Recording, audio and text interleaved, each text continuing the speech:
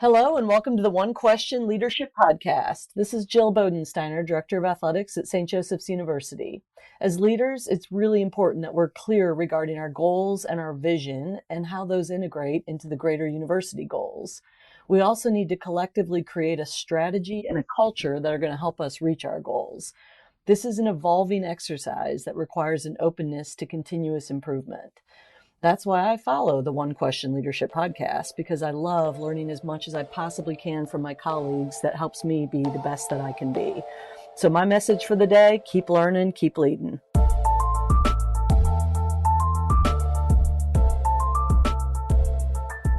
Greetings, this is Ty Brown and welcome to the One Question Leadership Podcast, where we highlight executive and organizational leadership. This episode of 1Q will be hosted by Brian Blair, Deputy Athletics Director at Washington State University. Take it away, Brian. Welcome to the One Question Leadership Podcast, where we highlight executive and organizational leadership. This is Brian Blair, and I'm the Deputy Athletic Director at Washington State University. Please follow us on Twitter and Instagram at 1Q Leadership. I'm joined today by Ron Seaver. Ron is the president of the National Sports Forum. For those not familiar, the National Sports Forum is one of the largest annual gatherings of business professionals in the sports industry. Ron, thanks for joining us. Hey, Brian, thank you for inviting. It's a pleasure to be here. Absolutely. So let's dive right in. I mean, you and I met, I guess, over 6 years now. My first National Sports Forum was a member of BDSC cohort, and fast forward now I'm on your steering committee. So for those not familiar with the Sports Forum, what is NSF? And then what do you think the value is that it provides to sports? Absolutely. Well, thank you again for the invitation. The NSF, National Sports Forum, primarily known as a meeting, large meeting gathering that we have every year, typically, historically, about a week after the Super Bowl. We move it around the country every year, but it's something that started 26 years ago. So a long time ago. I never had any idea it would last this long, but I'm obviously delighted that it has. But it started as a means of getting executives that are from primarily the revenue-generating aspects of the sports business together to share stories. So kind of a quick, history of how it came about. Back in the 80s, I hate to say it, but I'm very old, but back in the 80s on into the 90s, I worked for the San Diego Padres, and I was in charge of sponsorship and promotions for the ball club. And every year, in the fall, shortly after the World Series, Major League Baseball in those days used to bring all the marketing and promotions folks together in Scottsdale, Arizona for about 2 or 3 days of idea sharing, best practices, so on and so forth, which absolutely blew me away. The first time I got to go, was probably 1984. And I was the only rep from the Padres. There was maybe 50 people there. And I absolutely fell in love with the whole idea, everything. It was like a holiday. You're now in a room or rooms with people that do exactly what you do when, at the ball club, heck, most of the people didn't know what I did. They weren't sure what I did. And so now I'm with people from the Giants and the Cardinals and the Mets, and we're all, it's like old home week. Everyone's sharing ideas about what they're doing, what's working, what the fans like, what they don't like, who we're buying things from, et cetera, et cetera. And I loved it, absolutely loved it. And it occurred to me, late 80s, 89-ish or so, that as good as this was, you can't help but stop and think, as I tell the story in the bar where all good things are happening, kind of started that night with me saying to the group, well, somebody ought to put on a meeting, invite all the ticket sales and sponsorship and business development, all the marketing people together from all of it, not just the teams, but let's get NASCAR involved and let's get Churchill Downs involved. And we need to get as much of this, high tide rises all boats. Flash forward a little bit. I left the Padres, went on the agency side for 3 years. I really enjoyed that. Now it's kind of on the other side of the sponsorship equation, but it always stuck with me. Somebody ought to start this meeting because we really don't. And working on the agency side, Brian, I'm now working with colleges and putting sponsorship stuff together for Evian, and I'm working with the NFL on doing some things. And it struck me like these guys are cool too. Maybe they're not as cool as the MLB guys, but they're awfully cool. And I would really learn from these guys. I would love to find out what they're doing. So I'm going to put on this meeting and I'm going to try to bring all the executives together and have us just have at it. We'll have education, but we're going to have a lot of, relax, grab a beer, sit down, no pretension. You're amongst friends.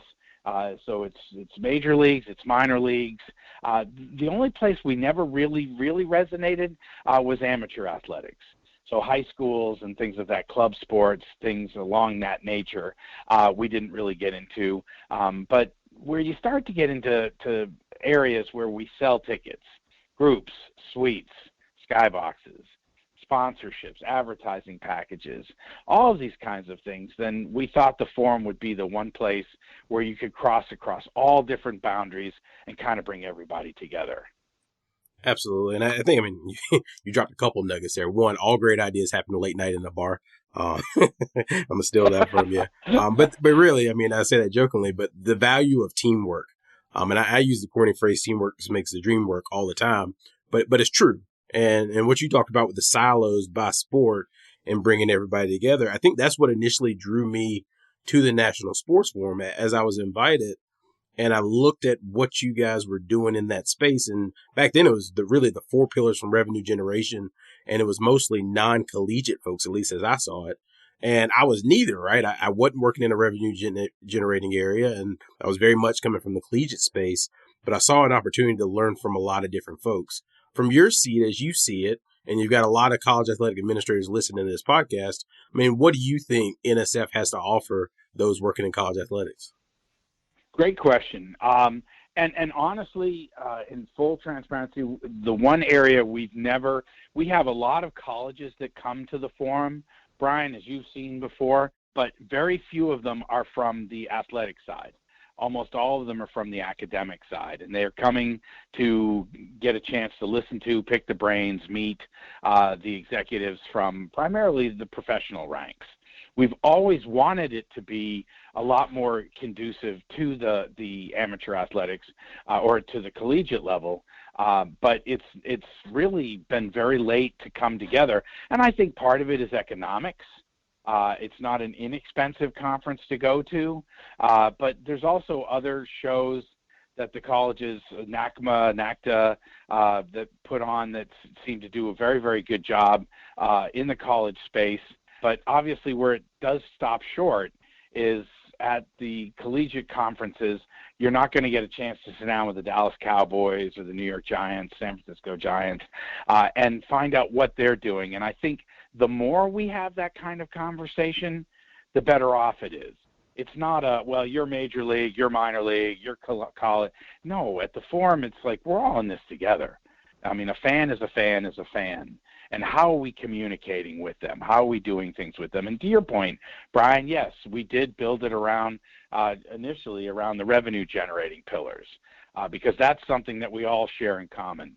I have yet to hear a ball club say, yeah, my boss came to me and said, you know what, dial it back a little bit, Brian. We made a little too much money last year. They're always coming, no matter how much money you bring, you don't have enough. So we're always being pressured to figure out, all right, what's the next great idea? What else could we be doing? What's happening in this space? What's happening in that space? And we don't have all the answers. So the forum is a place to go to start asking a lot of questions because things that you may not, things that you don't know, that somebody from the Boston Bruins may say, well, yeah, here's what we're doing. And so our job and your job as a steering committee member of the National Sports Forum, Brian, is to make sure that we foster those communications, that there aren't divisions, that there aren't people feeling like, yeah, this really isn't for me. And we'd be honest with you. If it wasn't for you, for example, when we get called by club sports or high school and we're like, guys, honestly, I'm not sure that, you're welcome to come, but I don't know that, this is going to be your day-to-day. I don't think these are the kind of issues that you're dealing with. But at the college level, they definitely are. We're always trying to figure out how to make our budgets work. Absolutely. And I think one of the things that I've noticed over the years at NSF is there's a lot of similarities between what we do in the college ranks and college athletics, especially around those revenue generation units, and then also what you're talking about from the pro side. I think the one difference I've noticed, and this isn't a blanket statement, but probably a little bit, is that the pro sports, because they are 100% businesses, their focus on the revenue generation side and their staffing models and how far in advance they're thinking down the road are just different in some ways than some of the things we do in the college ranks. Because we are in higher education, yes, there is a revenue component, but it's one component of a larger. And so I've noticed that over the years, which again drew me to NSF, because you're right, Ron. Nobody, no president, no GM, and certainly not a college president, saying we don't need more money. I think that pressure on the fan experience, the ticket sales and sponsorships will continue to increase over time. And I found NSF to be a great source of knowledge on that end. Well, and there's obviously, to your point, Brian, there's a major difference. I mean, you're worried and you're focused at Washington State on a number of different sports. When I worked for the Padres, I only focused on the Padres. I just focused on baseball. And so my whole world revolved around that calendar, whereas you don't necessarily have that luxury at the collegiate level. You have so many other sports that you have to address and attend to as well. But, hey, there's more need then. You know, how are we drawing? Even some of the more traditional non-revenue generating events, what could we be doing to help generate some more revenue there as well? So we want to make sure that the forum, the conversation of the forum, is as relevant on the collegiate level as it is on the NFL level. Absolutely. And for instance, I just turned off a cross-country meet, and I'm going to head to a tennis and baseball game a little later today. So to your point, that singular focus, well, some days I'm stretched thin, but it's definitely a difference. Speaking of differences, that as you think about NSF, and there's lots of other sports conferences and professional development conferences and the like, including all different ranks, and there's some others out there. I mean, what do you think sets NSF apart from maybe some of those other conferences? Well, we touched on it. Probably the biggest difference is, of course, that it's very focused. And there are, to your point, there are a number of different conferences out there, and it ebbs and flows, but there's a lot of them. But I think what makes the forum so unique is that its primary focus is on the teams and sporting events. A number of different conferences in the industry are focused on brands or agencies or segments of, like NASCAR, or it might be college. And those are all great and they're all relevant, but the forum is the one place where it's kind of a melting pot. You're bringing all of the different sports together, which makes it very, very unique. And I think the other difference is really the vibe. I think when you go to the forum, and I've heard from so many people that have gone to other shows that will come to the forum, they just love the vibe of the forum because there's no pretense. You know, everybody is very cool. You know, like I said, we tell everyone to hang their egos by the door and grab a beer and sit down. And I'd like to think that that's definitely an attitude that's communicated by our steering committee. And our steering committee is made up of 25 executives, much like yourself, Brian, that believe in what we're trying to do, that believe in this Congress, if you would, of bringing all these people together to share ideas, figure out how we can rise the boat. And they oversee and they set the tone. They're the ones that help us with our speakers, our topics. It's not, Brian, if we don't have enough things that are relevant on the college space, it's Brian's job as a member of the steering committee to speak up and say, hey, listen, I think we need to cover this. I think we need to get into that. And you didn't ask the question, but I'll add it. We're now seeing the forum starting to expand beyond just the one event a year. And timing is always, as I mentioned, we're a week after the Super Bowl, typically. And it's not always great timing for everybody. It's right before March Madness kicks off, and of course a lot of the tournaments that start. But we've expanded our footprint into summits, which originally were designed as live one-day events that we started back in 2017. And of course, in the great pandemic, we've now pivoted to making them two-day virtual events that are in and out. So we just finished one a couple of weeks ago. Our spring summit is coming up in the middle of May, and it's 2 days, and it's live. Most of it's live, and there's super panels and breakout sessions and workshops, and so there's always constant, content going on. The one thing that I think is really important is the networking. No matter how great the sessions are, when it's all done, we want to find you in the official bar. We're very proud to be sponsored by Budweiser. So our Budweiser networking lounges that are part of the summits that we're doing are really, really important to us, just to kind of break down the barriers that might exist. And hopefully, Brian, you've made a lot. I don't say hopefully. I know it, Brian, because I see you in action. You've made a lot of friends that you might not otherwise have made just over the years of your time being with the forum, because you're not shy. You get out there, you talk to people, you're willing to give as well as to receive. And I think that's a real key ingredient. So I think you are a definite ideal example of what we see at the NSF.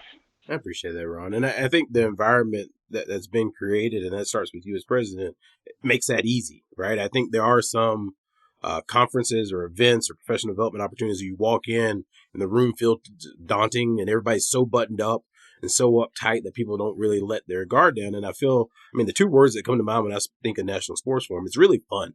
I think everybody's got a smile on their face. There's so many people that come year over year. They build this close bond where you expect to see these handful of people, even if you only see them once a year. It's almost like you never left before. And then it's like a family bond. And I think family is a word that gets overused a lot. And I hate even using it right now. But it feels like that, where no other conferences I've been to has really felt that same level of bond. And I think that's the culture you guys have created in a yearly event. And now you're seeing it expand into this virtual ways that's just been crazy to see, because that networking piece you mentioned, it wasn't something I sought out when I first started attending the forum. But one of the things I noticed was it was just easy to meet people and talk to them about whatever's going on in their space. And now when I have a problem or I have an issue or I want to bounce an idea off of somebody, I've got people outside of the college space a lot of times that I can ping and say, hey, what would you guys do here if you're the 49ers? Or what would you guys do here at the Miami Heat on this issue? And come up with some really, really good ideas and pick some of the best and brightest minds. So I think that's a testament to the culture you've created. Well, it was. I'd been going to, back in when I was going to conferences working for the Padres, and then on the agency side, like you said, I'd go to some shows and it was just stiff. Everybody was just so, I refer to it as the Brooks Brothers against the Armanis. And everyone's kind of looking around the room. They're not looking at you. They're talking to you. But while they're talking to you, they're actually working the room to see if they're, please, dear God, there's got to be somebody more important than you that I should talk to. And so it just felt so fake. It felt so, disingenuous. So the thought was, can we create an environment that's kind of like, it was a TV show I used to watch growing up, Cheers, the bar where everybody knew your name. Can we create that kind of environment when you come in? Everyone goes, Brian, and he knows right away he's home. He's back with the family. He knows that, these are people that know him. Even like you said, even if they only see you once a year. I've been fascinated to find, because we've been doing this now for, 26 years. So I've been fascinated to find that people have met at the forum and now their families vacation together. I mean, when you go to other shows, you always tend to seek out the NSFers, because those are your guys. Those are your people. And you hang out with those people. I know I do, but I've heard from so many other people that they do as well, just because it's such a different vibe, at there. And so I'm so pleased to hear you say that, but we take great pains to make it that way. As we tell people, it's like, listen, we take our jobs seriously, but we don't take ourselves seriously. Let's just relax. Let's have a good time, and let's learn. Let's figure this out. I want you to go back with a notebook full of ideas.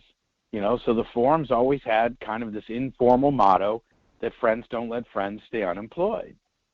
And people hear that. It really resonates with them, and it's, hey, help people out, because that could be you. So even if it doesn't, you may not have a job, maybe you don't hire, but you can make an introduction. Or you can at least be there. Sometimes just be a good ear and listen to them talk about what they're going through.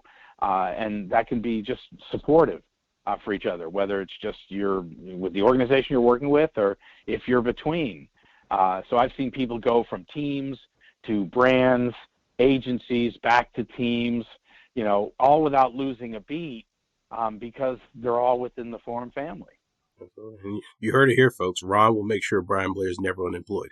So we got you on record. You can get out of that one. now, Brian, I got to put an asterisk. I don't think anybody could help you, my friend. I think you're on You're your probably own. right. You're probably right. My parents would agree. So you mentioned this thing's been around for 26 years, and obviously with anything you want to grow, you want to nurture, you want to change. And I know social justice and diversity, equity, inclusion work has been a big topic nationally, but also at NSF and within your program. Can you talk a little bit about how you've emphasized DEI through your existence and maybe some of the more recent changes? Sure. This is our main pillar that is not. It's the only pillar that we have that's not a revenue generating pillar. So let's be very candid about that. But this is an issue that's very important, not only to myself, but to all the members of our steering committee that oversee the NSF. So if you go back to the early days, now we're in the mid-90s and on into 2000, and it was great. It was growing. I mean, not huge. I mean, if you know anything about the forum, the very first forum we tried, we had 10 speakers and only 3 attendees, to 32. Then we jumped up to 210, and we started growing from that point forward. But we stayed in the 200 and 300s for quite some time. And the one thing you would notice as you start to get into a room full of people is you start to notice that these are middle-aged white guys.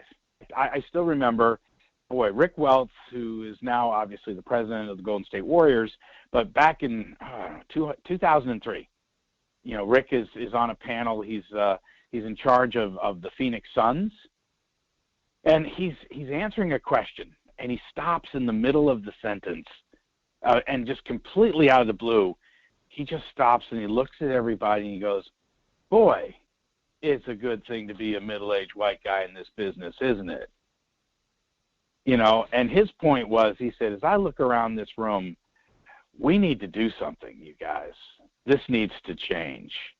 And there was, it was so completely out of the blue, so completely random. It was not on topic or something, but you just couldn't help but notice it. In fact, I remember the stats looking at it. I think only 15% of our early years were female. I mean, it was 85% male. And it wasn't that we were advertising, only to males or only to Caucasians or whatever. We're advertising to everybody. This is a mirror of what you're seeing in the industry, what's in this room. And, back in, right around 2012, having a conversation with people, we're talking about this, and, somebody says, well, we need to do something about this, and I'm like, guys, you're going to see this in just about every conference you go to out there. And they go, yeah, but you don't understand. This is the forum.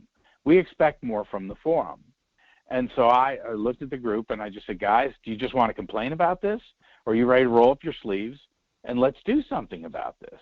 So out of this was born a program called the Business of Diversity in Sports and Entertainment, which I know is a mouthful, so we shortened it up to BDSE. And that was a program that was designed to recognize and to raise up, if you would, a cohort, we call them cohorts, each year of 32 minorities.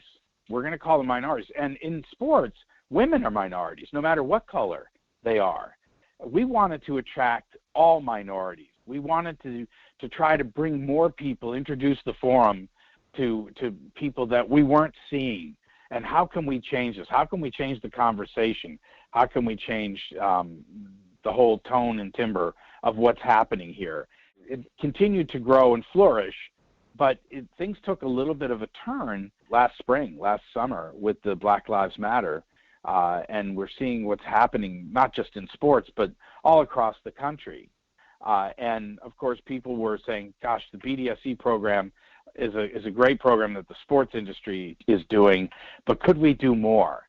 And the BDSE people, the committee, the steering committee for the BDSE said, we think this needs to become one of the pillars, not just, business development, marketing, sponsorship, and ticket sales. And they're right. And so we launched last June, our first, DEI program initiative to basically recognize diversity and inclusion in the forum, in the conversation, having this as part of our agenda, our super panels. It's been woven into the fabric of the NSF, and it's been very, very, some of our highest attended sessions, webinars that we do throughout the year have all been focused on the diversity discussion, for lack of a better word. But it's just really an open discussion that everyone feels comfortable having, and we need to continue to have that conversation. Absolutely. And I think one of the things you just said, as you laid out a new pillar and all the other four really focus acutely on revenue generation, and you've got diversity and inclusion. And a lot of people say, well, that doesn't quite belong. But then you follow that up with your comment on the most recent super panel that you did. That was one of, if not the highest attended panels in NSF history. And I think a lot of these studies are starting to prove that diversity and inclusion is not only good, it's good for business. And I think as we wrap our minds around how varying viewpoints can create a better end product, and I think, Ron, you've done a great job at NSF of leading that charge, expanding the program, and really being ahead of your time in some aspects of what you guys have done. So I love seeing it. Well, it's a conversation, Brian, that has to keep happening. I'm sorry to say it, but I'm so old. I go back to the civil rights days in the '60s, and it seems like a conversation that can't go away. We could not see any changes that were advances being made last year in having this conversation and seeing some changes developing, and then have it just go into the woodwork, just melt away. No, we've got to keep this conversation going. We've got to keep talking, and it can range not just in revenue generating, but in recruiting. How can we recruit? How can we retain? How can we attract more fans? You're starting to see, more organizations paying attention and giving a damn about this, which is high time. And we're more than happy to do what we can to try to keep the fire lit. Well said. Well said. Well, Ron, I really enjoyed this conversation. I can't wait to see how the National Sports Forum continues to evolve. I think the next event is May 19th and 20th, if I'm correct. You are correct, my friend. It's virtual. Unfortunately, this year, everything that we're doing is virtual. But I think that could probably be said for all of the meetings going on out there. We haven't yet got fans back in the stands. Let's put it that way. But we're hopeful that by the time, and the virtual is working great. People are really enjoying it. I know everyone's got busy schedules. So we have, ticket plans where people can have replay for 3 months or replay for 6 months and go back in and see all the sessions that they might have missed. So nobody has to fret that, hey, I'm in one room, but I wish I was in another room at the same time. That's one of the beauties of virtual that we can't do when we go back to live. But the hope is that when we do go back to live, starting in 2022, we'll actually keep a virtual. This virtual thing, I think, is here to stay, but we'd like to keep a virtual component to it. Because there may be a lot of administrators listening in. Boy, there's sessions I'd like to catch, but I don't know that I can be away from my desk for 3 days or hopping on an airplane flying across country for that for budgetary reasons. But we still would love to see our ranks grow. We want to hear the voice from the college administrators, and we thank you for giving us this opportunity to push our agenda out there. Absolutely. Well, adversity equals opportunity. I think you guys have risen to the ranks. So that was Ron Seaver. He's the president of the National Sports Forum. And of course, this is Brian Blair, Deputy Athletic Director at Washington State University. Thanks for tuning in. And please remember, stay humble, stay curious. We'll catch you next time.